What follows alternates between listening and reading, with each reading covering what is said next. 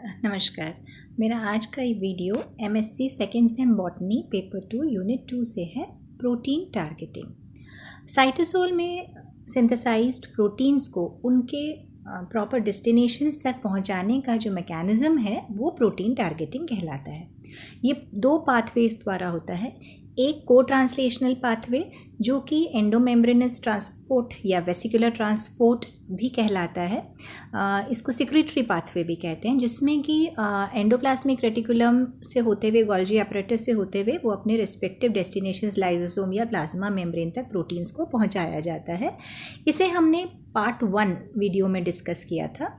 अभी हम post translational pathway discuss करेंगे, जिसे नॉन एंडोमेम्ब्रेन ट्रांसपोर्ट भी कहते हैं।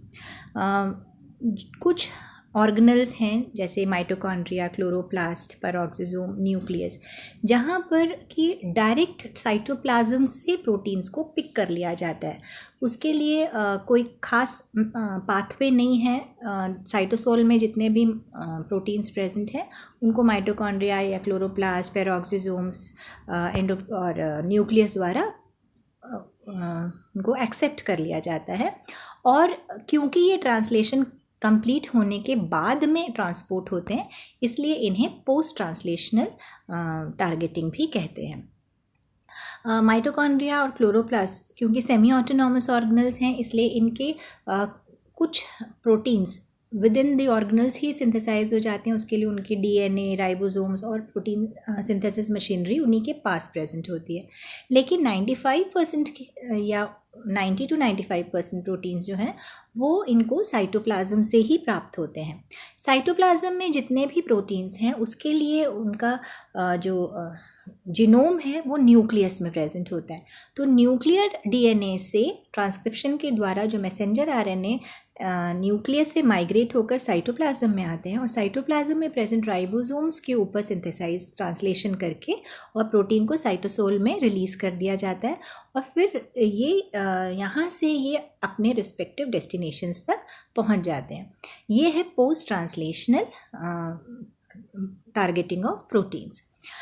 इसके लिए इनके पास बहुत सारे मैकेनिज़म्स, बहुत सारे सिग्नल्स होते हैं। इनके पास अलग अलग एड्रेस लेबल्स होते हैं जिनके कारण कि ये अपने रिस्पेक्टिव डेस्टिनेशंस तक पहुंचते हैं। और इसी तरह से जो भी ऑर्गेनल्स हैं, सब मेम्ब्रेन बाउंड ऑर्गेनल्स हैं, उनकी मेम्ब्रेन्स पर रिसेप्टर्स हैं जो इन एड्रेस को पहचानते हैं और उनको एक्सेप्ट कर लेते हैं।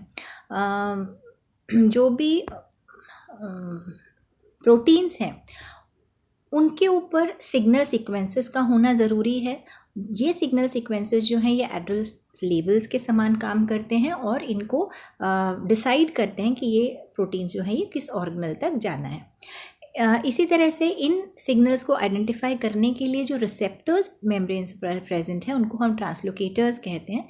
यही ट्रांसलोकेटर्स या यही रिसेप्टर्स जो हैं ये इन सिग्नल सीक्वेंसेस को पहचानते हैं और सिर्फ जो पर्टिकुलर प्रोटीन है वही उसको अंदर आने देते हैं, दूसरों को एंटर नहीं करने देते हैं। इसके अलावा क्योंकि ये मेम्ब्रेन के थ्रू पास करने हैं प्रोटीन्स, तो इनके ऊपर फोल्डिंग भी इनकी प्रॉपर होनी चाहिए। मिसफोल्डेड प्रोटीन्स जो हैं वो मेम्ब्रेन चैनल्स के थ्रू पास नहीं कर सकते हैं। तो इनको प्रॉपर फोल्डिंग प्रोवाइड करने के लिए कुछ स्पेशल प्रोटीन्स हैं जिन्हें हीट शॉक प्रोटीन्स या HSPs कहते हैं। इन्हें शैपरॉन्स भी कहा जाता है, जो कि इनको प्रॉपर फोल्डिंग प्रोवाइड करते हैं। सबसे पहले हम देखते हैं कि माइटोकॉन्ड्रिया में किस प्रकार से प्रोटीन टारगेट ट्रांसपोर्ट होता है। इसके लिए जो सिग्नल सीक्वेंस है वो माइटोकॉन्ड्रियल लोकलाइजेशन सीक्वेंस या MLS, और मेम्ब्रेन पर जो ट्रांसलोकेटर प्रेजेंट होते हैं, क्योंकि ये एक डबल मेम्ब्रेन है, आउटर मेम्ब्रेन और इनर मेम्ब्रेन, तो इसमें एक ट्रांसलोकेटर आउटर मेम्ब्रेन पर प्रेजेंट होता है और एक इनर मेम्ब्रेन पर। तो आउटर मेम्ब्रेन पर जो ट्रांसलोकेटर है वो कहलाता है TOM और इनर मेम्ब्रेन पर जो ट्रांसलोकेटर प्रेजेंट है वो कहलाता है TIM। इस पर HSP70 heat shock proteins present हैं शैपरॉन्स के रूप में, जो कि इसको मिसफोल्डिंग से बचाते हैं, और HSP60 और HSP10 इसको प्रॉपर फोल्डिंग प्रोवाइड करते हैं जिससे कि ये चैनल के थ्रू इजीली पास कर सकें। ये हम देख सकते हैं कि आउटर मेम्ब्रेन पर TOM प्रेजेंट है और इनर मेम्ब्रेन पर TIM। ये एक पूरा का पूरा एक चैनल फॉर्म करते हैं जिससे कि प्रोटीन मेम्ब्रेन से इजीली पास करके और स्ट्रोमा में आ जाता है, क्योंकि जितने भी रिएक्शंस हैं वो सब माइटोकॉन्ड्रियल स्ट्रोमा में कंप्लीट होते हैं। क्लोरोप्लास्ट भी माइटोकॉन्ड्रिया की ही तरह एक डबल मेम्ब्रेन बाउंड ऑर्गेनेल है, जिसमें कि फोटोसिंथेसिस का प्रोसेस होता है। लेकिन माइटोकॉन्ड्रिया से डिफरेंस ये है कि इसमें दो destinations with in the chloroplast है। एक है जो उसका फ्लूइड है स्ट्रोमा, और उसी में ग्राना प्रेजेंट होते हैं। फोटोसिंथेसिस के जो दो इंपॉर्टेंट रिएक्शंस हैं, लाइट रिएक्शंस, वो ग्राना में कंप्लीट होते हैं, और डार्क रिएक्शन जो स्ट्रोमा कंप्लीट होते हैं। ग्राना जो हैं वो भी मेम्ब्रेनस स्ट्रक्चर्स हैं, सैक लाइक स्ट्रक्चर्स हैं, जो एक के ऊपर एक स्टैक होने से थाइलाकॉइड, जो इंडिविजुअल मेंबर है उसको थाइलाकॉइड बोलते हैं, और स्टैक होने से जो कंप्लीट एक स्ट्रक्चर बनता है उसे ग्राना बोलते हैं। तो कुछ प्रोटीन्स जो हैं वो लाइट रिएक्शंस के लिए होंगे, उनको थाइलाकॉइड्स तक पहुंचाना होगा, और कुछ जो कि डार्क रिएक्शन के लिए रिस्पॉन्सिबल हैं उन्हें स्ट्रोमा में ही रोक लेना होगा। तो जिस तरह से माइटोकॉन्ड्रिया में दोनों मेम्ब्रेन क्रॉस करने के बाद में जितने भी प्रोटीन हैं वो स्ट्रोमा में ही आकर के रुक जाते हैं, मैट्रिक्स में आकर रुक जाते हैं, यहाँ पर स्ट्रोमा और थाइलाकॉइड ल्यूमेन ये दो डेस्टिनेशंस हैं जहाँ तक इनको लेकर के जाना है। यहाँ पर जो सिग्नल सीक्वेंसेस हैं वो ट्रांजिट पेप्टाइड्स कहलाते हैं। जो ट्रांसलोकेटर्स हैं जो कि मेम्ब्रेन पर, आउटर मेम्ब्रेन और इनर मेम्ब्रेन पर प्रेजेंट हैं, जो कि क्लोरोप्लास्ट में एंट्री के लिए सिग्नल सीक्वेंसेस को आइडेंटिफाई करते हैं, वो है TIC और TOC। TOC translocase of the outer chloroplast membrane, और TIC जो है वो इनर मेम्ब्रेन पर प्रेजेंट ट्रांसलोकेज है। इसके अलावा HSP100 है जो कि इसको प्रॉपर फोल्डिंग प्रोवाइड करते हैं, और इनको एक गाइड कॉम्प्लेक्स भी है जो कि इनको गाइड करते हैं प्रॉपर रास्ते तक जाने के लिए। एक बार ये ट्रांसलोकेज से होते हुए स्ट्रोमा में एंटर कर जाते हैं तो वहाँ पर स्ट्रोमा प्रोसेसिंग पेप्टाइडेज प्रेजेंट है जो कि सिग्नल सीक्वेंस को क्लीव कर देते हैं, वहाँ से ट्रांसिट पेप्टाइड्स को क्लीव कर देते हैं, और ये प्रोटीन्स जो हैं ये यहीं रह जाने वाले हैं, ये यहीं पर स्ट्रोमा के प्रोटीन्स हैं। जिन प्रोटीन्स को आगे थाइलाकॉइड मेम्ब्रेन्स के थ्रू पास करके थाइलाकॉइड ल्यूमेन में जाना है, उन पर एडिशनल पॉलीपेप्टाइड्स हैं जिनको कि सेक प्रोटीन्स बोलते हैं।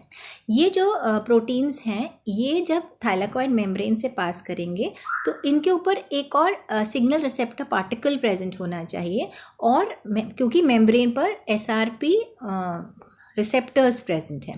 पहले हम देखते हैं कि आउटर और इनर मेम्ब्रेन से कैसे आते हैं। आउटर मेम्ब्रेन पे TOC है और इनर मेम्ब्रेन पे TIC, जो एक कंप्लीट चैनल फॉर्म कर रहे हैं। जो पॉलीपेप्टाइड सिंथेसाइज हुआ है उसके ऊपर एक ट्रांजिट पेप्टाइड है जो ग्रीन कलर का दिखाई दे रहा है, और शैपरॉन्स हैं जिससे कि वो प्रॉपर फोल्डिंग दिए हुए हैं। तो जिस तरह से माइटोकॉन्ड्रिया हमने देखा कि पूरा का पूरा चैनल जो है उससे पास होते हुए वो स्ट्रोमा में आते हैं। स्ट्रोमा में जो SSPP स्ट्रोमल प्रोसेसिंग पेप्टाइडेज है वो सिग्नल पेप्टाइड को अलग कर देता है और इसको अलग कर देता है, पॉलीपेप्टाइड को स्ट्रोमा में छोड़ देता है। अब जिन प्रोटीन्स को थाइलाकॉइड मेम्ब्रेन्स तक जाना है वहाँ पे SRP सिग्नल्स प्रेजेंट होंगे, SRP सिग्नल रिकग्निशन पार्टिकल, और ये जो पार्ट 1 में हमने एंडोप्लाज्मिक रेटिकुलम कि मेम्ब्रेन के थ्रू जो ट्रांसपोर्ट बताया था, एग्जैक्टली वैसा ही ट्रांसपोर्ट थाइलाकॉइड मेम्ब्रेन के थ्रू भी होता है। SRP रिसेप्टर्स हैं जो कि थाइलाकॉइड मेम्ब्रेन पर हैं, और SRP जो हैं वो उन प्रोटीन्स पर हैं जिनको कि थाइलाकॉइड मेम्ब्रेन के थ्रू पास करके थाइलाकॉइड ल्यूमेन में आना है। तो वहाँ पे SRP रिसेप्टर्स से बाइंड करेंगे, GTP इसको एनर्जी प्रोवाइड करेगा, और अल्टीमेटली जो ट्रांसलोकेज है वो ओपन होगा और पॉलीपेप्टाइड को अंदर भेज दिया जाएगा। अंदर आकर के जो SRP है उसको क्लीव करके अलग कर दिया जाएगा, और पॉलीपेप्टाइड जो है वो थाइलाकॉइड ल्यूमेन में प्लेस हो जाएगा। तो ये जो ट्रांसपोर्ट है ये एग्जैक्टली वैसा ही है जैसा एंडोप्लाज्मिक रेटिकुलम की मेम्ब्रेन के थ्रू ट्रांसपोर्ट पार्ट 1 में हमने वीडियो में दिखाया था। तीसरा जो ऑर्गेनल है न्यूक्लियस, वो सेल के लिए एक बहुत ही इम्पॉर्टेंट ऑर्गेनल है, क्योंकि बहुत सारे प्रोटीन्स इसमें न्यूक्लियस के अंदर जाते हैं और बहुत सारे बाहर भी आते हैं। Not only proteins but messenger RNA है, प्रिकर्सर राइबोसोम्स हैं, ये सब न्यूक्लियस के बाहर भी आते हैं। न्यूक्लियस एक डबल मेम्ब्रेन बाउंड स्ट्रक्चर है और इसको न्यूक्लियर एनवेलप कहते हैं। इसमें न्यूक्लियर पोर्स प्रेजेंट होते हैं और पोर्स जो है वो सिंपल नहीं है, उन पर एक बहुत ही इंट्रिकेट कॉम्प्लेक्स प्रेजेंट है जिसे न्यूक्लियर पोर कॉम्प्लेक्स कहते हैं, जिसमें कि बास्केट रिंग्स वगैरह प्रेजेंट है। और इसके कारण बहुत ही स्पेसिफिक चीज़ें हैं जो न्यूक्लियस के अंदर एंटर कर सकती हैं या न्यूक्लियस के बाहर जा सकती हैं। न्यूक्लियस में एंटर होने वाले प्रोटीन्स हैं हिस्टोन्स, जो कि क्लोरोप्लास्ट के पैकेजिंग में मदद करते हैं। राइबोसोमल प्रोटीन्स हैं, डीएनए आरएनए पॉलीमरेजेस हैं, ट्रांसक्रिप्शन फैक्टर्स हैं। ये सब प्रोटीन्स को न्यूक्लियस के अंदर आना है और मैसेंजर आरएनए है, प्रिकर्सर राइबोसोम्स हैं, इन सबको न्यूक्लियस से साइटोप्लाज्म की तरफ जाना है। तो इस तरह से हम देखते हैं कि ये न्यूक्लियर एनवेलप के थ्रू जो ट्रांसपोर्ट है वो बाई डायरेक्शनल होता है।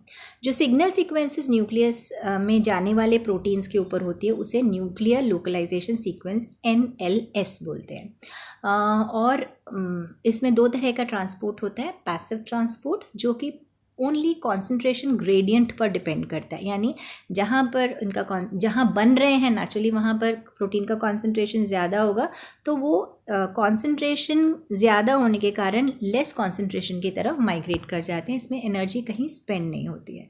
दूसरे तरह का जो ट्रांसपोर्ट है वो कहलाता है एक्टिव ट्रांसपोर्ट। एक्टिव ट्रांसपोर्ट में ये एनर्जी मीडिएटेड रहता है, एनर्जी की इसमें ज़रूरत होती है, प्लस इसमें कुछ कैरियर्स हेल्प करते हैं एक्टिव ट्रांसपोर्ट के लिए। यहाँ पर जो कैरियर है वो है रैन, एक प्रकार का प्रोटीन जो कि एक मोनोमेरिक जी प्रोटीन है। जीटीपी के साथ में इसका इंटरैक्शन रहता है और जीटीपी जब इसके साथ अटैच हो जाता है तो ये मेम्ब्रेन के थ्रू पास कर सकता है। जीटीपी जो है वो हाइड्रोलाइज होकर के जीडीपी में कन्वर्ट हो जाता है। न्यूक्लियोप्लाज्म की तरफ रैन जो है वो जीटीपी से अटैच होता है और साइटोप्लाज्म की तरफ जीटीपी हाइड्रोलाइज होकर जीडीपी में कन्वर्ट हो जाता है। इनका जो एक कन्वर्जन है ये दो प्रोटीन्स के द्वारा होता है। एक है guanine nucleotide exchange factor GEF जो कि जीडीपी को रिप्लेस कर देता है जीटीपी से, और ये होता है न्यूक्लियर डोमेन की तरफ, न्यूक्लियर साइड। और दूसरा जो है वो है GAP, that is GTPase activating protein, जो कि होता है साइटोसोलिक एंड पर, और ये जीटीपी को हाइड्रोलाइज कर देता है जीडीपी में। रैन कार्गो प्रोटीन के साथ में अकेला बाइंड नहीं कर सकता है, उसके लिए उसके पास खास प्रकार के इम्पोर्ट रिसेप्टर्स होते हैं या एक्सपोर्ट रिसेप्टर्स होते हैं जिनकी मदद से ये कार्गो प्रोटीन से बाइंड कर सकता है। ये जो इम्पोर्ट रिसेप्टर्स हैं ये न्यूक्लियर लोकलाइजेशन सीक्वेंस को ही आइडेंटिफाई करते हैं, तभी ये किसी प्रोटीन को न्यूक्लियस के अंदर आने देते हैं। इसी तरह से एक्सपोर्टर्स जो हैं वो न्यूक्लियर एक्सपोर्ट सिग्नल्स NES को आइडेंटिफाई करते हैं और तभी ये प्रोटीन्स को न्यूक्लियस से बाहर जाने में मदद करते हैं। अब ये दो डायग्राम्स हैं जो इनका जो माइग्रेशन है उसको समझाते हैं।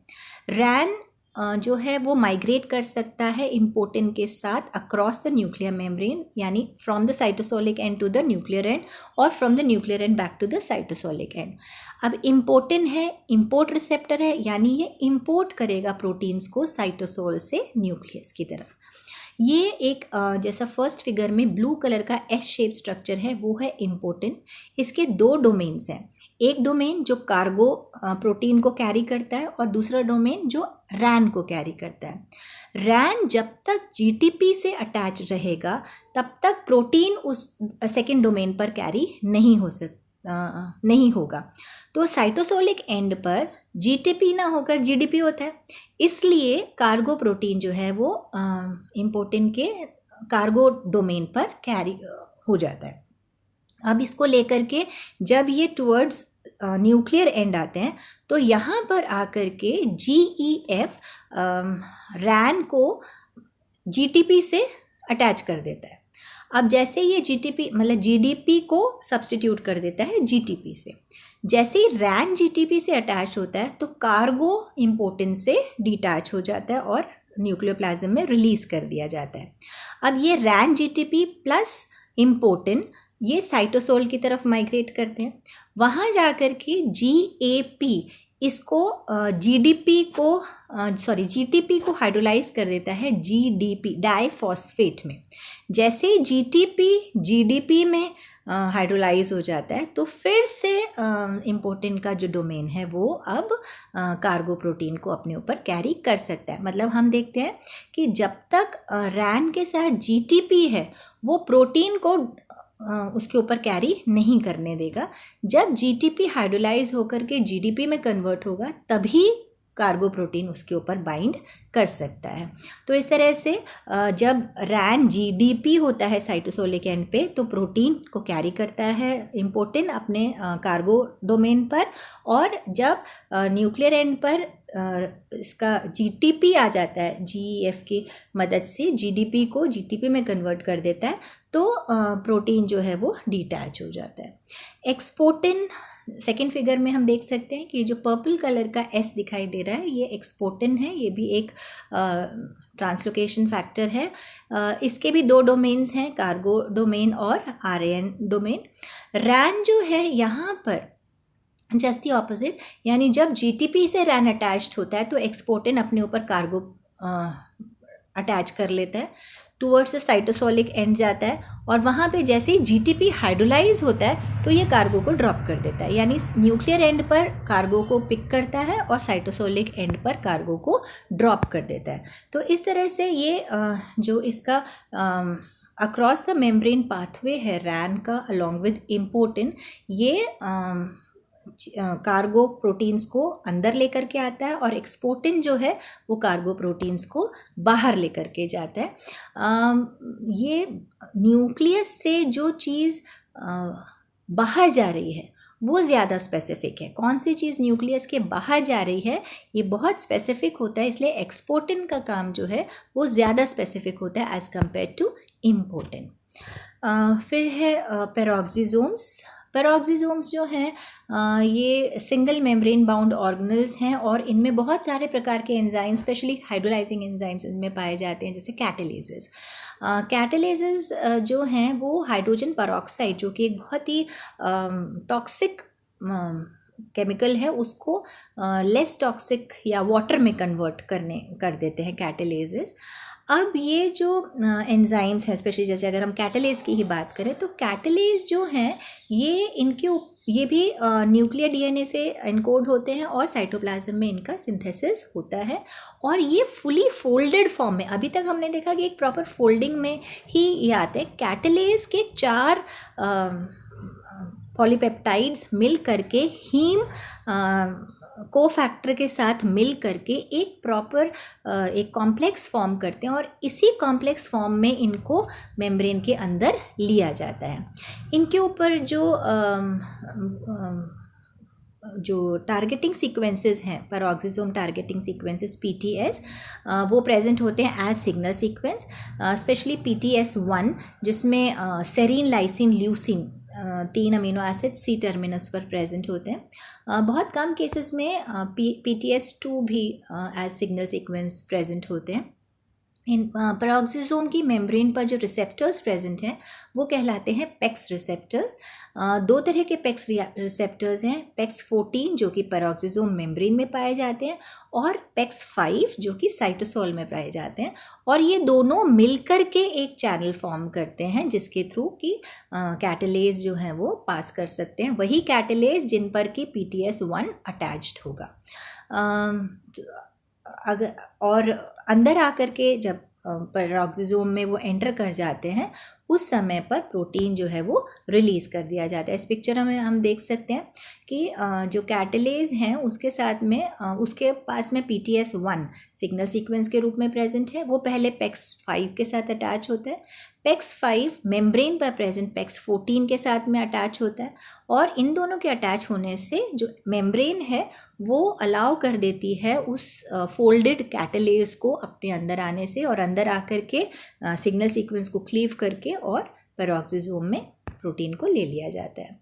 तो ये अलग अलग मेथड्स हैं जिनके द्वारा एड्रेस लेबल्स प्रेजेंट हैं, एड्रेस लेबल्स को आइडेंटिफाई करने वाले रिसेप्टर्स प्रेजेंट हैं मेम्ब्रेन्स पर, और फोल्डिंग प्रॉपर फोल्डिंग करने के लिए उनके पास चैपेरॉन्स प्रेजेंट हैं, जिनकी मदद से इन तीनों के एक कॉमन इंटरैक्शन से प्रोटीन्स जो कि जिनका सिंथेसिस साइटोसोल में हुआ है वो अपने प्रॉपर डेस्टिनेशंस पर पहुंच करके और फंक्शनल प्रोटीन्स हो जाते हैं। अगर वो अपने प्रॉपर फंक्शन डेस्टिनेशन पर ना पहुंचे तो वो प्रोटीन जो है वो बेकार हो जाएगा, नॉन फंक्शनल हो जाएगा। इसलिए बहुत ज़रूरी है, और ये एरर्स जो हैं ये डिजीज़ भी कॉज कर सकते हैं। इसलिए बहुत ज़रूरी है कि प्रोटीन्स जो कि साइटोसोल में सिंथेसाइज हुए हैं वो अपने प्रॉपर डेस्टिनेशंस तक पहुंच जाएं और फंक्शनल प्रोटीन्स बन जाएं। तो ये दो वीडियोस के माध्यम से हमने देखा कि किस तरह से सेल के अंदर एक पूरा मैकेनिज्म है जिससे कि आइडेंटिफाई किया जाता है प्रोटीन कहाँ का है, उसे और उसके डेस्टिनेशन तक पहुंचाया जाता है। Thank you.